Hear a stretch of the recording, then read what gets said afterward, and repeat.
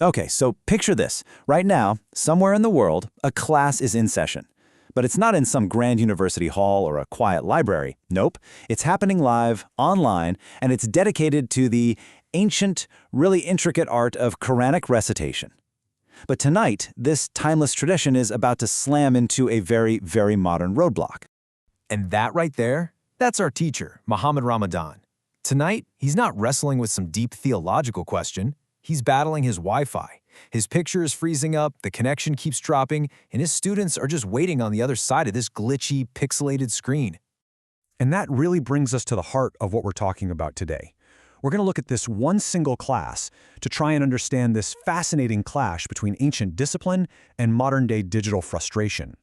I mean, how do you preserve perfect, timeless pronunciation when the connection itself is anything but perfect? So first up, let's talk about that initial struggle. This is more than just a technical glitch, you know? It's really the first test of the night for both the teacher and for every single one of his students. You can just feel the frustration, can't you?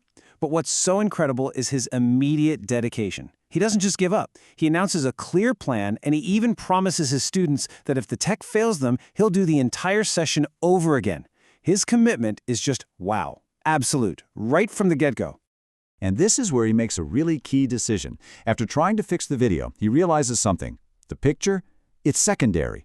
The sound? That's the vehicle for the sacred text. The sound is everything. He tells his students, open your books, focus on the words on the page, the lesson has to go on. Okay, so with the video problem kind of pushed to the side, the class can finally dive into what it's really all about, the actual science of sound in Quranic recitation.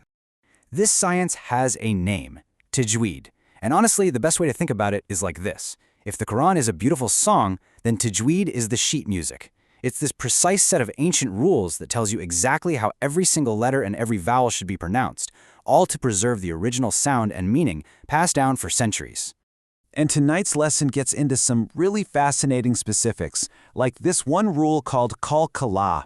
Now this is so specific, it only applies to 5 particular letters and only when they're silent. When you come across one, you don't just stop the sound. You add this subtle little vibration, kind of like an echo. And this just lays it out perfectly.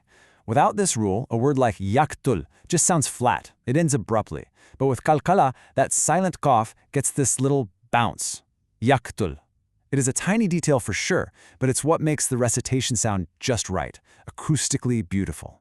And this is the level of detail being taught through that crackling audio connection. Incredible. But here's the thing. This isn't just some boring lecture where he talks and everyone else just listens. No way.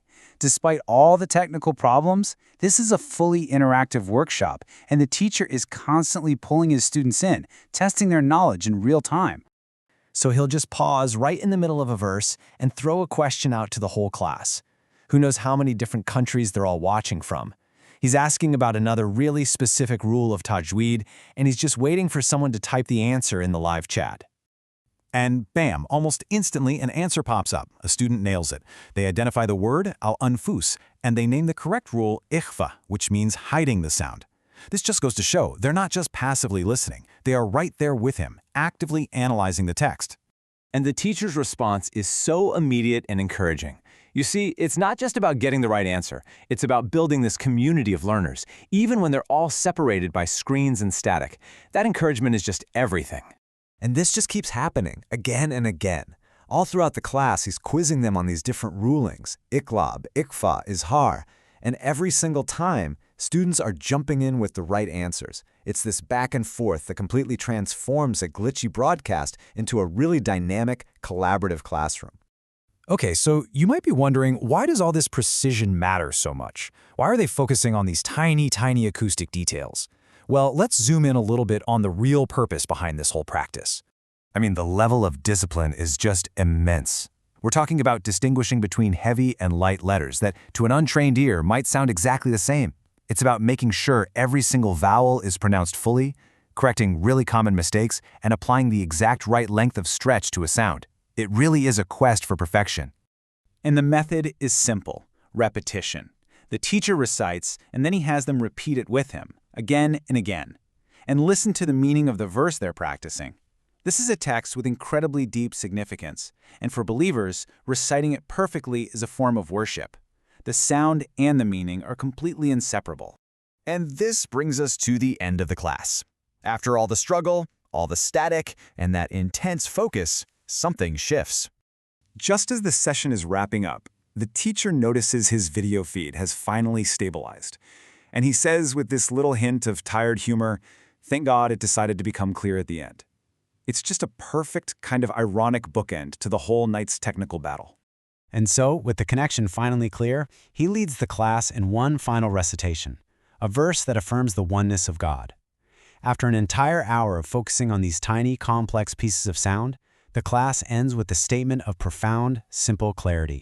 And it's just so important to remember, everything we've just walked through, the struggle, the teaching, the community, that final breakthrough, it all happened in just one single, free online class, one of many that he holds all the time.